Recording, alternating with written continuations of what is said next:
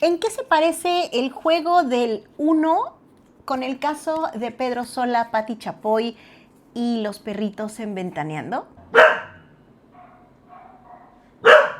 Bueno, pues te puedo decir que posibilidades hay muchas, pero hay una muy clara, y es que la gente se apasiona mucho jugando esto, tanto como se ha apasionado con el caso de estos conductores en el programa y todo lo que se dijo alrededor de los perros. Y además, otra de las cosas es que muchos de los enojos giran en torno a una mala aplicación de las reglas, porque sí, increíblemente, hasta en el aspecto lúdico, hasta en los juegos, hay reglas. ¿Y qué sucede cuando alguien no solo ignora estas reglas, sino que simplemente las desconoce? Y sobre todo, ¿qué pasa cuando no le hacemos cumplir a la gente que está jugando, pues que existen reglas para jugar, para que sea un suelo parejo para todos? Esto es lo que vamos a platicar aquí, y de una vez te advierto que si tú lo que quieres es desahogar tus enojos contra Pedrito Sola, este no es el lugar. Si te quieres venir a quejar de Pati Chapoy, este no es el lugar. Si quieres hablar bien de los perros, este podría ser el lugar, porque aquí pues yo soy una persona de perros, pero tampoco es el objetivo de este video, porque aquí lo que yo quiero es plantearte no mi punto de vista, sino una manera distinta de observar este fenómeno y este caso que ya ha sido muy platicado, muy mencionado, muy reflexionado, pero a mi punto de vista faltan algunos elementos en la ecuación y yo quiero compartirlos contigo, no para que los creas ni para que consideres mi opinión como la única y la verdadera, sino para que tú tengas herramientas para poder ampliar tu visión, tu opinión y tu forma de ver esto, y que juntos podamos construir mejores realidades, sobre todo en función de lo que sucede en pantallas.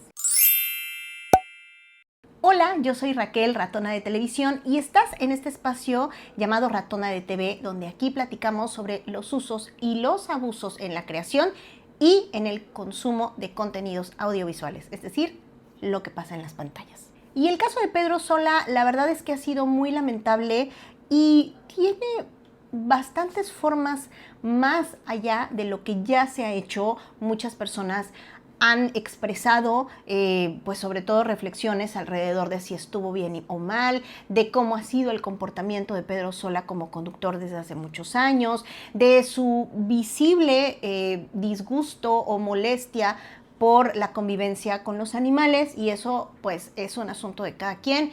Y de hecho, apenas antes de grabar esto, acabo de leer que incluso creo que ya algunos de las personas que rescatan animales y que se dedican a esto de trabajar con animales que están en situaciones de calle o que están en situaciones súper lamentables, pues ya le pusieron, creo que, algún tipo de demanda por parte de la Ciudad de México.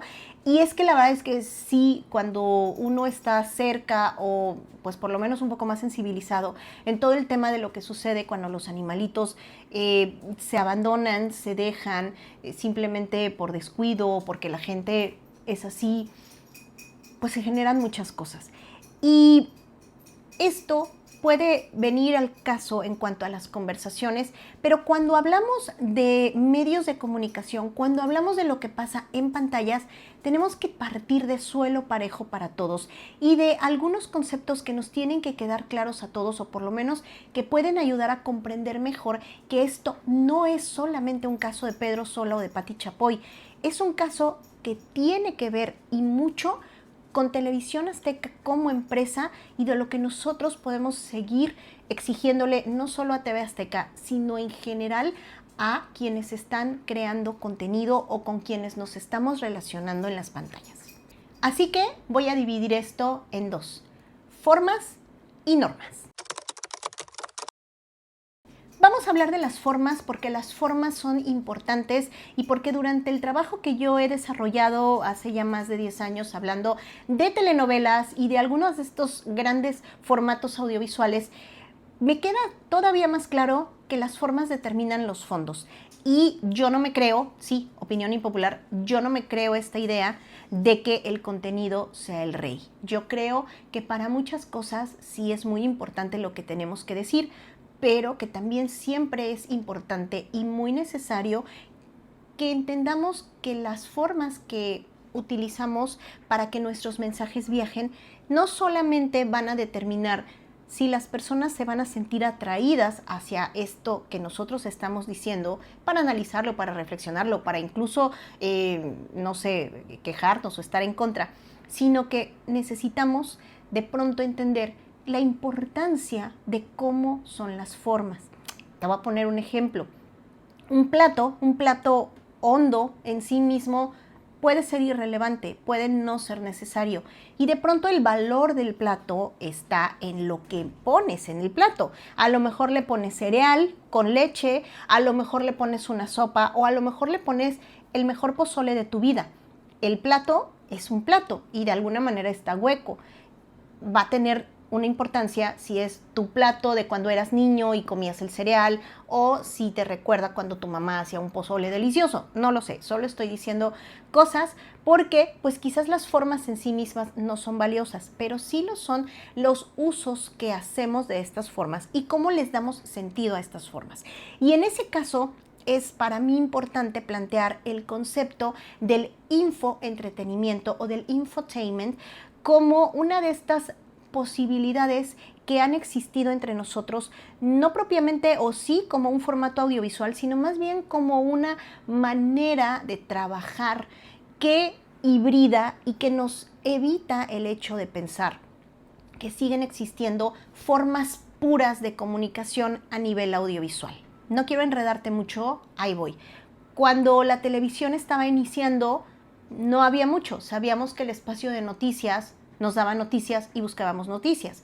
Sabíamos que el programa de variedades nos iba a dar baile y música y lo sintonizábamos buscando baile y música. Sabíamos que los espacios de niños, por ejemplo, nos iban a dar ficción o nos iban a contar cuentos y los buscábamos por eso.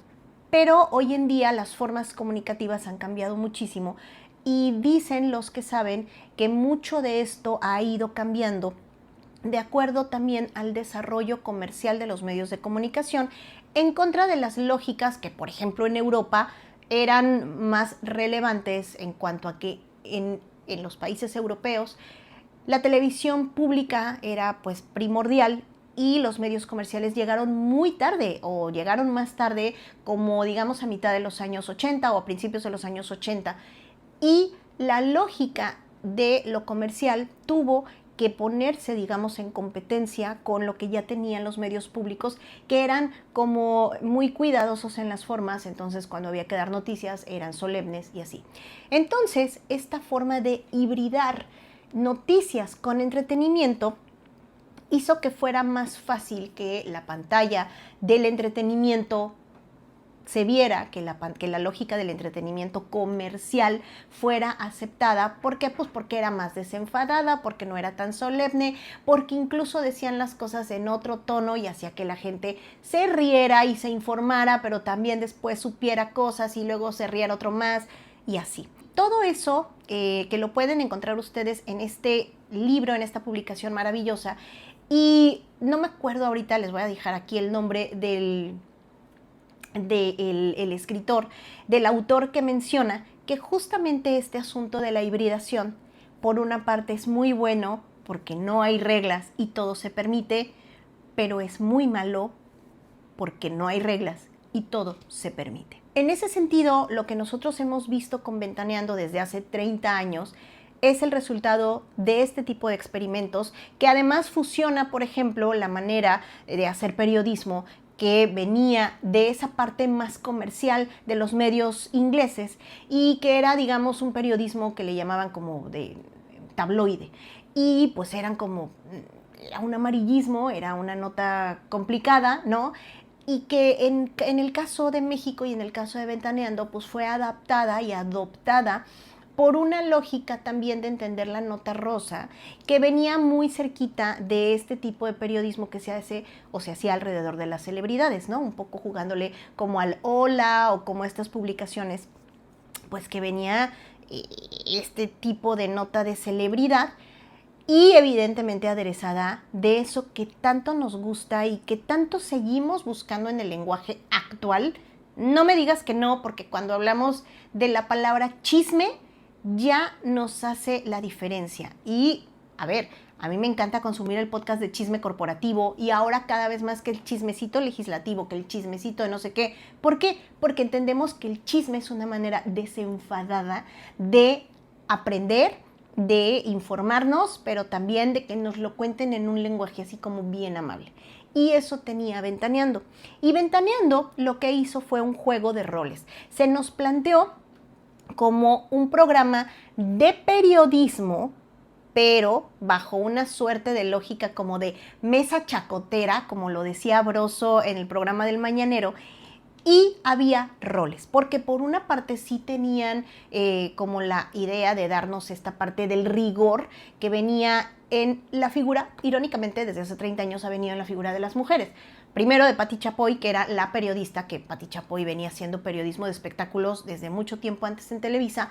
Ella era como la parte, digamos, pues ella era el pilar, ella era la titular, ella era la moderadora de la mesa, la que presentaba el periodismo. Y normalmente el siguiente rol femenino, que pues durante años fue Marta Figueroa, llevaba esa parte, ¿no? Eran las periodistas.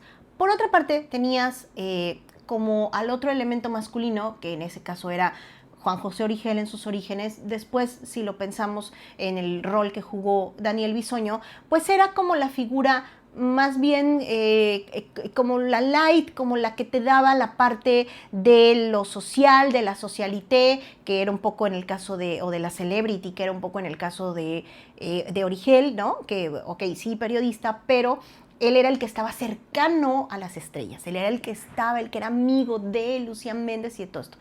Y por otra parte, pues tenías esa parte y tenías a otro elemento que en cuestión de representación, si lo pensamos en representación, representaba cosas muy interesantes en la pantalla y ese era Pedro Sola.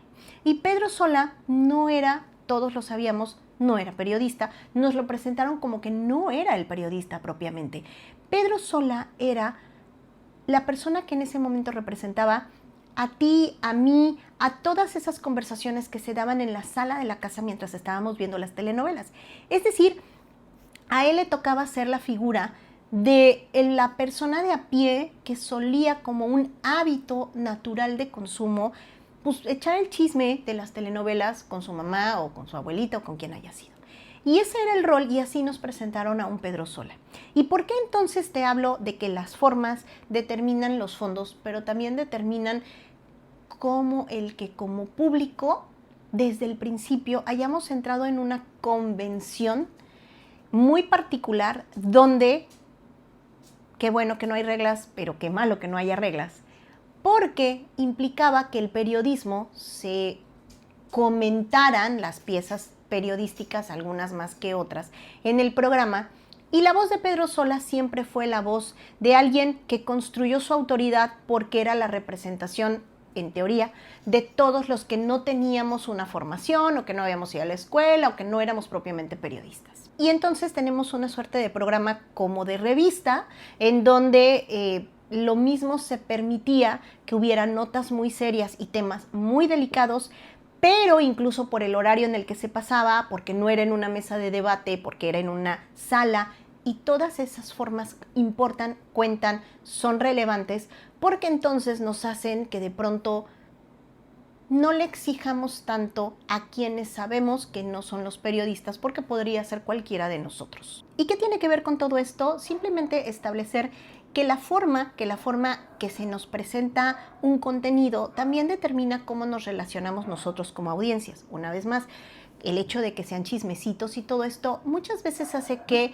entendamos que así es y no exijamos más, o que simplemente dejemos todo al entendido de, bueno, es la opinión de cada quien porque ese es el formato y no nos metamos con más, que no es algo que no ha pasado porque Ventaneando ha tenido tantas incidencias durante 30 años que evidentemente sí se han emitido quejas y sí hemos planteado o preguntado muchas cosas al respecto, pero me refiero específicamente al papel y al rol de Pedro Sola.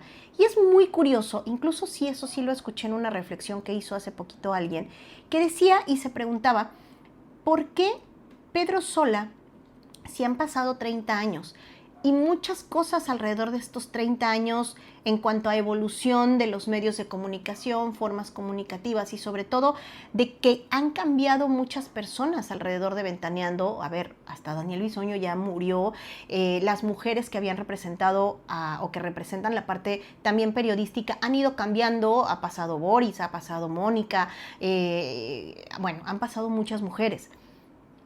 Y la pregunta importante acá es, ¿por qué Pedro Sola no ha evolucionado en ese personaje que sigue jugando? ¿Y cómo es que no por lo menos se puso a estudiar un poco de periodismo?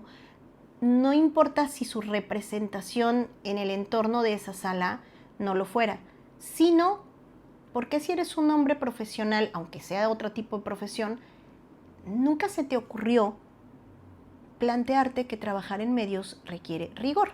No lo sé, estoy hablando al garete porque igual y sí lo hizo y yo no me enteré, pero de alguna manera hablamos de los roles porque en el juego de las formas el rol de Pedro Sola siempre ha sido, digamos, medio intocable porque sabemos que él es el que no tiene el rigor, porque sabemos que él representa esta parte del chismecito que puede ser de cualquiera.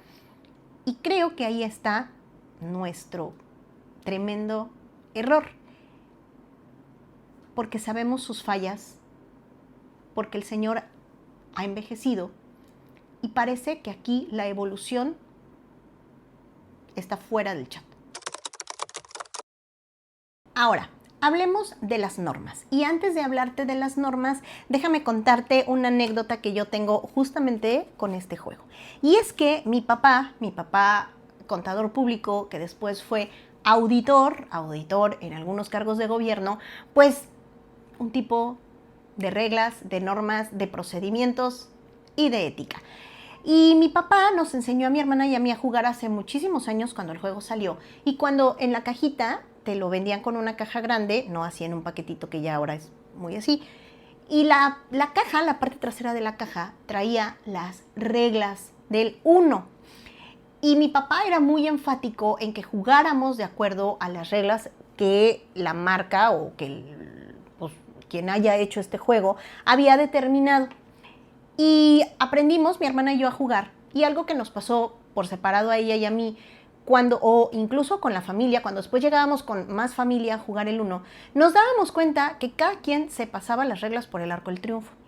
Y todo esto sí ha sido para mi hermana y para mí, o por lo menos lo fue en algún momento, como que nos sacábamos mucho de onda porque decíamos, o sea, ¿qué onda? ¿Por qué la gente no aplica bien las reglas? Y sí, de pronto se juega muy intenso, todo el mundo se apasiona y todo el mundo utiliza las reglas como quiere. Y ahí es una de las partes que me interesa mucho, a donde quiero llegar con mi ejemplo, de que últimamente cuando he vuelto a jugar con gente, por ejemplo, mi esposo, que igual utiliza las reglas distinto a como él las aprendió, nos damos cuenta y yo le dije, pero es que hay que buscar, o sea, porque a ver, yo soy Tauro, me gusta tener la razón. Entonces, logré descargar en internet, encontré el PDF para descargar las reglas y entonces decirle, amigo, estás mal. Pero aquí no importa tener o no la razón. Aquí lo importante, y es parte de cómo nos relacionamos con las cosas del día a día, como un juego de mesa, es que una parte están las normas y otra parte es cómo hacemos uso de ese juego, cómo nos relacionamos con ese juego y cómo aprendemos a jugarlo aunque haya normas de por medio. Esto te lo quiero dejar muy en claro porque precisamente uno de los temas que menos se han comentado o que yo no he visto que nadie lo esté discutiendo, salvo algunos creadores de contenido que me parece muy bien, es hablar de que todo esto que pasó, no voy a defender a Pedro Sola, no es el caso, ni tampoco quiero hablar mal de él, solamente quiero poner en claro el punto de que me parece que todo el enojo contenido alrededor del caso de los perritos y de lo que dijo o no dijo Pedro Sola y de lo que se rió o no se rió Pati Chapoy, no nada más es un asunto de ellos como figuras públicas que tienen un micrófono. Es un caso de figuras públicas que tienen un micrófono y que hoy en día trabajan para los medios tradicionales en México y eso significa que ellos prestan un servicio para una empresa de televisión. Y eso es justamente a mí lo que me llama muchísimo la atención, porque se supone que desde hace muchos años nosotros, las personas, todos, tenemos derechos humanos y que están establecidos alrededor de nuestra relación con los medios de comunicación. Sí, todo empieza con el artículo 19 de la Declaración Universal de los Derechos Humanos, que tenemos derecho a la libre expresión y también a la libertad de recibir información libre de peros, censuras, etc. Eso está muy bien. Y desde hace también muchísimos años se ha trabajado, hombres, mujeres han trabajado en el hecho de desarrollar estos derechos precisamente para poder evitar abusos de quien dirige los medios de comunicación, abusos desde el punto de vista comercial, pero también a lo mejor desde el punto de vista ideológico en quien dirige los medios de comunicación en las naciones. Estamos hablando de radio y de televisión. Y en el año 2014 hubo una nueva ley de medios en México, porque nosotros veníamos desde 1960 hasta el 2014 utilizando una misma ley que ya estaba como muy parchada. Así que trabajó muchísima gente y en 2014 pudo salir a la luz una nueva ley en materia, en referente a las telecomunicaciones, la Ley Federal de Telecomunicaciones y Radiodifusión. ¿Qué sucedió con esto? Que esa ley ya planteó, gracias al trabajo de muchísimas personas, ya planteaba los derechos de las audiencias. Y eso significa que ya la relación de los medios de comunicación no solamente eran vistas para un público masivo, para una masa homogénea, sin sentido, sin autoridad y sin nada, sino que reconocía que cada persona que ve y que se relaciona con programas de radio o de televisión tienen derechos que no pueden ser vulnerados. Y esto hace que exista en la ley la figura de los derechos de las audiencias, que incluso en los lineamientos se aplique si el que ya viene en esa ley, ya venía el cuáles son nuestros derechos, el cómo explicaba pues cómo iban las empresas de medios a hacer que esta figura de las audiencias tuviera relevancia directa, y esto era a través de las defensorías de las audiencias. Y todo era muy bonito. De hecho, las defensorías de las audiencias ni siquiera es una figura nueva, viene de esta figura del ombudsman, que viene para el periodismo desde incluso finales del siglo XIX, y pues todo estaba muy bien hasta que estuvo mal y hasta que las empresas de medios, sobre todo de medios comerciales en México, se dieron cuenta que meter a las audiencias en su ecuación pues no tenía mucho que ver con sus propios intereses comerciales. Y pues esto de los derechos de las audiencias estuvo tapado durante mucho tiempo, o sea, no logró, metieron algunos recursos legales.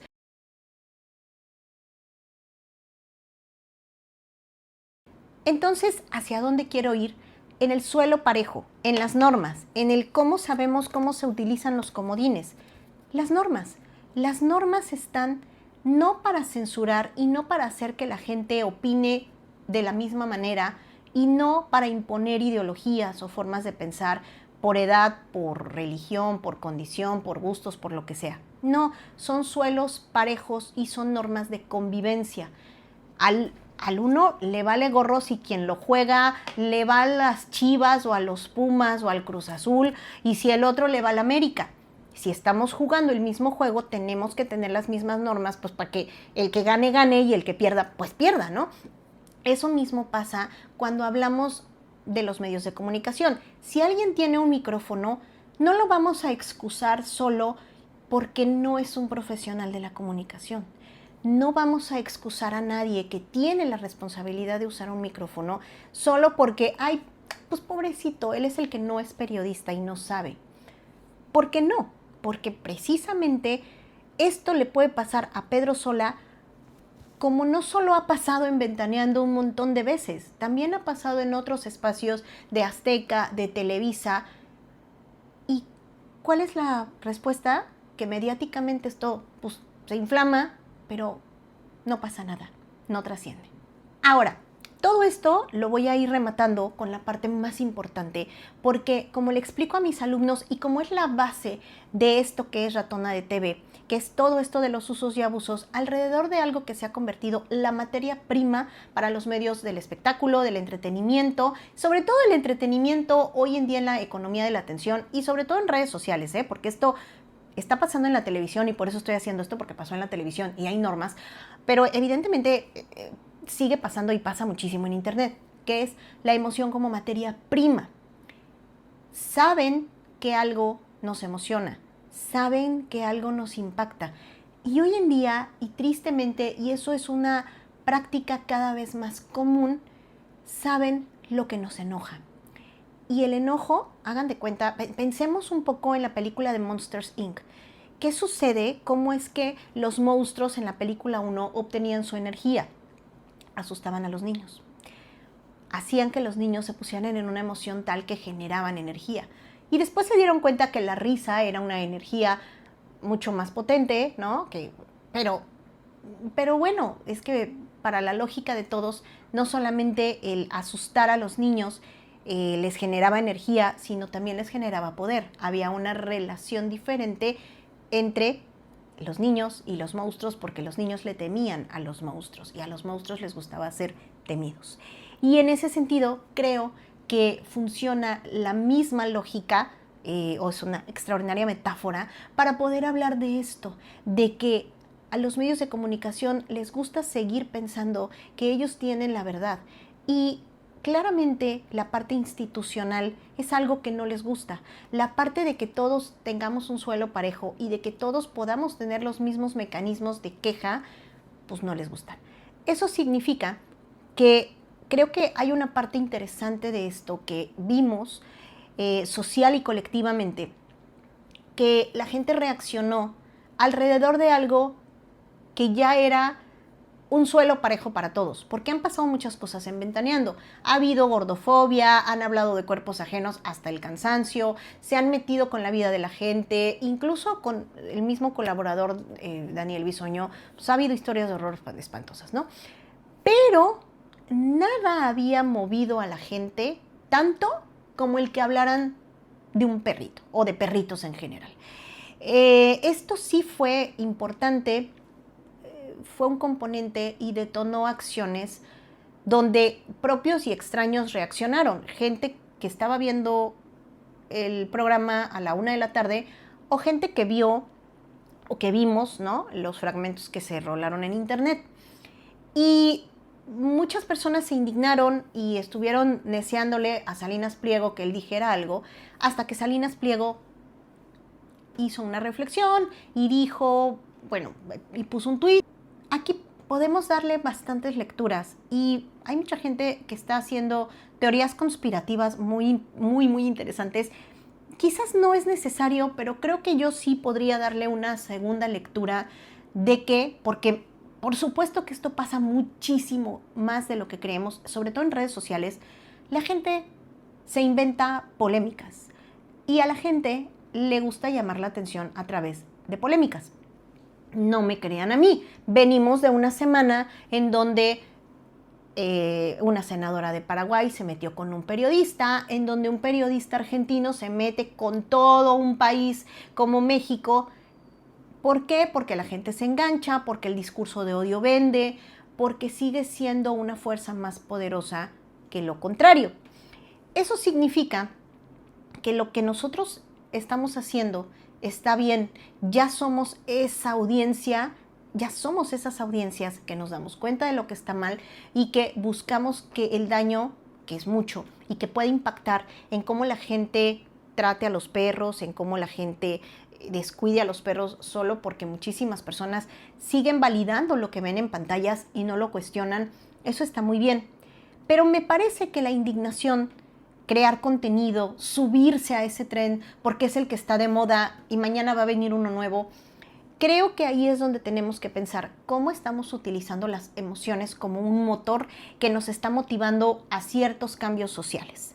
Y en ese caso me gustaría pensar que estamos utilizando las normas y el suelo parejo para cuestionar no a Salinas Pliego, que al final las teorías dicen que realmente lo que Salinas Pliego estaba buscando, o que como TV Azteca en general, era uno, hacer valer que son relevantes todavía, que son visibles, que pueden generar una polémica, con la persona, digamos, que menos tenía que perder en este sentido, que es Pedro Sola, porque él no es el periodista y pues todo se vale porque él no es el periodista y a él no le pedimos tanto. Pero sobre todo porque al final de cuentas la gente creyó que arrobando a Salinas Pliego esa era la solución, que eso iba a resolver el asunto y pues nada, ¿no? El señor dijo, declaró y ya. Ahora tomarán cartas en el asunto. A mí lo que me parece muy grave es que al menos yo sí hice el ejercicio de buscar el código de ética de TV Azteca. O sea, ¿qué dice TV Azteca sobre el hecho de que la gente en pantalla no cumpla con lo que tiene que decir, con lo que dice este código de ética, que son estas normas? Y esto es importante porque los códigos de ética, tanto como los defensores de audiencia, pues no son punitivos. Es decir, no es como que si lo incumples te vayas a la cárcel o lo que sea. No va por ahí. Pero simple y sencillamente es un ejercicio de transparencia.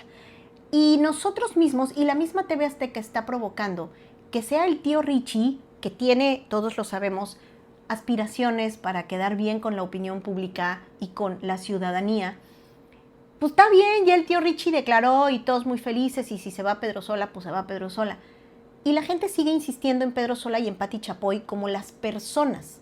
¿Por qué? Porque en un programa de opinión, que ojo, ventaneando, que yo sepa, no sé, me dirán ustedes si estoy en lo correcto, pero creo que todavía no tiene un disclaimer de que las opiniones vertidas en este programa son responsabilidad de cada quien. Mientras eso no ocurra, y aún así estaría lavándose las manos TV Azteca, sí y no, porque están prestando sus micrófonos, su señal, y ojo, es la señal de todos los mexicanos. TV Azteca funciona bajo una señal que es propiedad del pueblo mexicano, porque es parte del espectro electromagnético, bla, bla, bla. Y la gente de TV Azteca, o sea, Salinas Pliego, tiene una concesión comercial. O sea, puede usar la señal para lucrar y todo bien, pero esa señal es de los mexicanos. Entonces, ¿por qué nos importa que haya transparencia y que no solamente quede en el caso de Pedro Sola? Porque Pedro Sola lo pudo haber dicho en sus redes sociales y no estaríamos haciendo este brete, o sí, no lo sé. Pero también está el hecho de que pudo haber sido Pedro Sola, tanto como pudo haber sido cualquier otra persona que aparezca en esa o en otra pantalla, y podría generar el mismo nivel de indignación. Pero aquí es donde vale la pena pensar en cuáles son las intencionalidades. ¿Qué se quería con esto? ¿De verdad fue simple y sencillamente un comentario que salió al aire y no se pudo controlar? ¿O fue algo articulado? No lo sé, no me voy a meter en teorías conspirativas. Y a lo mejor no es el caso, pero sí me interesa mucho porque llegar al código de ética de TV Azteca no es complicado. Y menos detectar que un programa que pasa a la 1 de la tarde sí o sí es clasificación A. Es decir, para adolescentes, adultos y niños. Y lo que un programa de clasificación A tiene que cumplir está dentro de su código de ética, viene ahí, y se supone que el camino tendría que haber sido poder meter todas estas quejas con el defensor de audiencias, y que el defensor de audiencia, de una manera clara y llevando un proceso, que existen los procesos, te lo digo yo que trabajé en una defensoría de audiencias de un medio universitario, metes tu queja, o sea, de que pasó el hecho, uno tiene un periodo determinado para mandar su queja, lo recibe el defensor y tiene 21 días naturales, 20 o 21 días naturales para resolver. ¿Qué significa resolver? Bueno, decirte que recibió su queja, encauzarla, mandar estas quejas con el productor o con la producción y que haya un tipo de disculpa o de resarcimiento. Pero, y tú me dirás, sí, pero Pedro Sola ya pidió disculpas. Sí, pero no hubo ningún testigo administrativo, no quedó asentado en nada. Entonces mañana puede pasar algo más y si pasado mañana va a decir alguien más y nada hay, no hay queja. No, pero la gente no se queja. Hombre, a la gente no le importa. ¿Por qué? Pues porque es ventaneando. Por intereses, porque Pati Chapoy se lleva con quién, no lo sé. Ya quiero terminar esto y solamente te quiero plantear esto. ¿Cuántas preguntas podemos hacernos al respecto? No solamente respecto a la exigencia que deben de tener estas personas. ¿Por qué Pedro Sola en 30 años no se ha profesionalizado? ¿Y por qué no ha entendido que el hecho de que él diga que tiene tantos años y que las relaciones han cambiado, lo está dejando en un lugar donde ya no sabe cómo estar en las lógicas o no le conviene? No lo sé. Porque para algunas cosas sí se ha puesto las pilas y sí ha monetizado como figura de internet, ciertamente. Pero esa evolución no se ve en su personaje. Y como audiencias somos muy buenos para exigir, y si ya estamos enojados y si ya nos picaron en un botón donde, ok, nos emocionó y nos indignamos y nos enojamos, ¿qué cambio estamos buscando? ¿Qué queremos? ¿Solo queremos que paguen porque dijeron algo contra los animalitos y nadie dice nada contra los perritos? ¿O con esto podemos buscar incidencias o buscar que en general las reglas cambien y que sobre todo cuando las audiencias hablan, las empresas de comunicación, por muy comerciales que sean y por mucho que ellas deciden con su dinero, están donde están porque hay público que los ve? Si el público no les exige, como también se le exige, o en el deber ser se le debería exigir a los gobernantes, también a ellos, porque ellos en sus medios viajan ideas de mundo, viajan formas de entender la realidad y muchas veces no son las formas más correctas ni las representaciones más adecuadas y muchas veces a ellos les conviene, pero a las audiencias que los ven no. Entonces, ¿cómo podemos mejorar nuestra relación con los medios? Sí, con formas. ¿Queremos evitar problemas? Hombre, juguemos como queramos, sí hay usos, ok, lo entiendo, pero conozcamos las normas. Para romper las normas hay que conocerlas. Si las desconocemos, no podemos ser ni disruptivos, ni rebeldes, ni nada. Pues nada, esta es una de las reflexiones. Te voy a dejar otra para que veas si no fue suficiente. ¿Por qué para mí es importante reflexionar las formas y cómo nos relacionamos? Porque, hijo, cuando nos tocan como este, no la pasamos bien. Y bueno, sígueme, escribo en Substack, te voy a dejar por acá mis reflexiones para que no solo me oigas, me leas y ya, pues ya, si tienes algo que comentar, con respeto, por favor, porque acá en esta comunidad no buscamos tener la razón, solo aportar a la conversación y generar nuevas formas de pensamiento.